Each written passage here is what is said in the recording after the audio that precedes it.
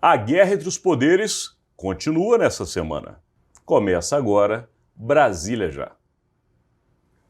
Bom dia, Rodolfo. Tudo bem, Alexandre? Recuperado, que coisa boa. Obrigado. Tive um problema na visão no olho direito que me impediu de enxergar, de caminhar na última sexta-feira. Mas graças a Deus estamos aqui de volta, iniciando uma semana, né, Rodolfo? Que parece que é o repeteco da anterior, porque essa disputa que o Rodolfo Lago bem concluiu na sexta-feira, ela permaneceu durante o final de semana, que é justamente o embate entre os poderes legislativo e judiciário, com uma passadinha pelo poder executivo, né? Pois é, né? Essa crise entre os poderes, ela realmente está escalando, ela está preocupante, né?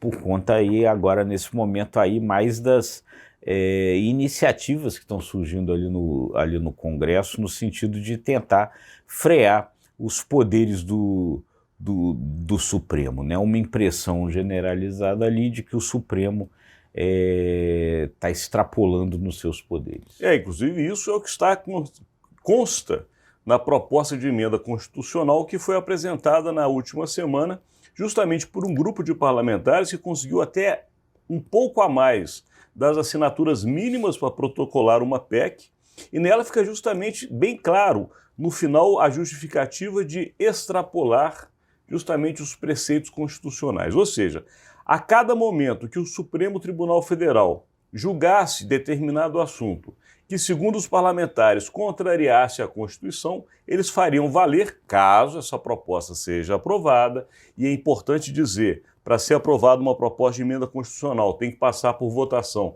nas duas casas legislativas, votação quórum qualificado, portanto não é fácil. Mas se passar, eles teriam a opção de ser, na verdade, o terceiro tribunal de julgamento, porque uma vez o Supremo julgando, o Senado ou a Câmara poderiam derrubar, né?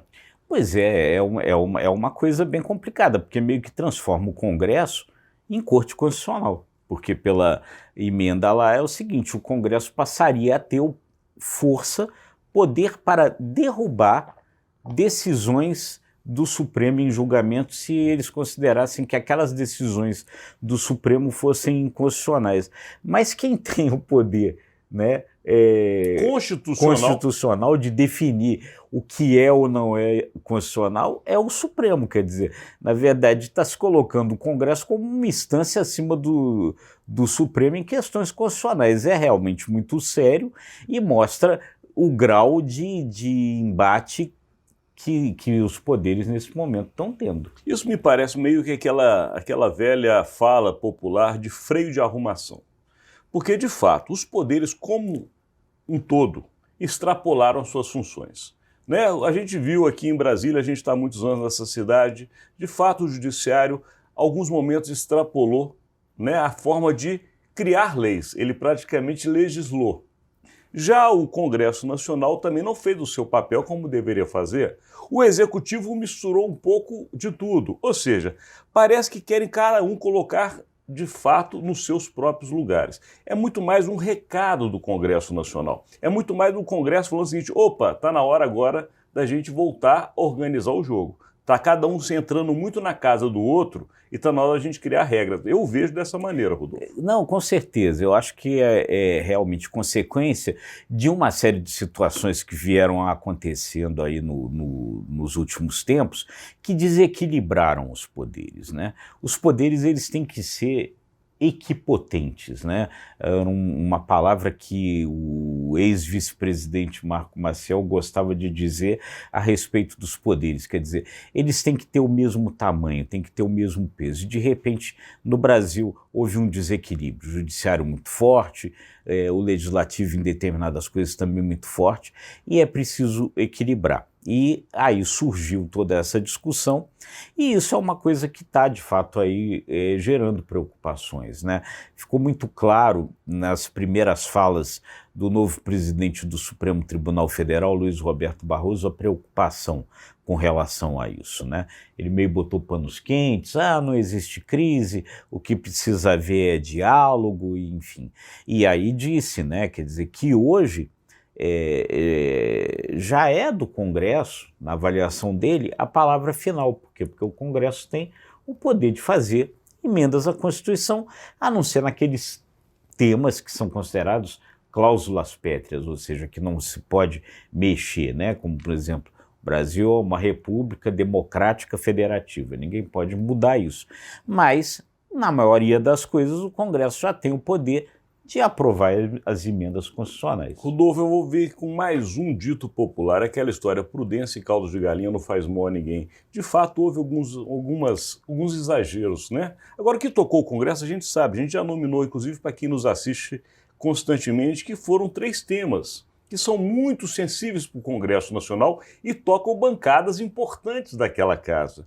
A questão do aborto, que toca justamente a questão dos evangélicos, é uma bancada importante que, de fato, tem um posicionamento muito claro com relação a isso. A questão do marco temporal das terras indígenas, que toca a turma do agronegócio, que hoje é um poderio econômico e forte dentro do Congresso Nacional. E nós temos também a questão das drogas, a maconha, que aí não toca só mesmo um segmento, ele consegue reunir vários segmentos contrários, ou seja, alguns pontos o Supremo também tem que ter uma forma de dialogar antes com o Congresso Nacional para que não tenha esse embate na própria Corte. Não, com certeza, né? A ex-presidente do Supremo, Rosa Weber, ela quis, de fato, pontuar o final do mandato dela, o final da presença dela no Supremo, demarcando as posições aí a respeito dessas questões. O Congresso é muito conservador, e aí isso gerou o embate, né? Agora, é bom a gente sempre lembrar que o Supremo ele não atua de ofício, né? Os tribunais não atuam de ofício, eles precisam ser provocados a tomar uma decisão. Então, é muito importante também a gente refletir se esse poder que o Supremo passou a alcançar, ele não aconteceu um pouco em função de inações anteriores. Quer dizer, o Congresso, com relação a várias questões por não querer entrar em polêmica, ia adiando a decisão a respeito das coisas. E aí alguém pega e diz assim: olha, não está claro isso, Supremo, me explica o que vale. E aí o Supremo fica obrigado ele não pode adiar, ele tem feito uma ação, tem que julgar, fica obrigado a fazer um julgamento. Então, quer dizer, você tem toda uma situação que é isso que vai gerando esses desequilíbrios e que, enfim, tem culpado de todo lado. Perfeito. Vai outro dito popular: o cachimbo faz a boca torta, né? Porque é exatamente o que você falou. No passado, muitas decisões que não agradavam grupos no Congresso Nacional foram levadas ao Supremo. E o Supremo acabou tendo que decidir um assunto que era do Congresso. E aí a coisa cresceu a esse ponto. Mas nós não podemos continuar, porque infelizmente acabou o nosso tempo e temos que agradecer. Muito obrigado pela sua audiência. É isso aí, gente. E sempre aquele convite: se você gostou, curta, compartilhe, se inscreva nos nossos canais. Obrigado e até amanhã. Até amanhã.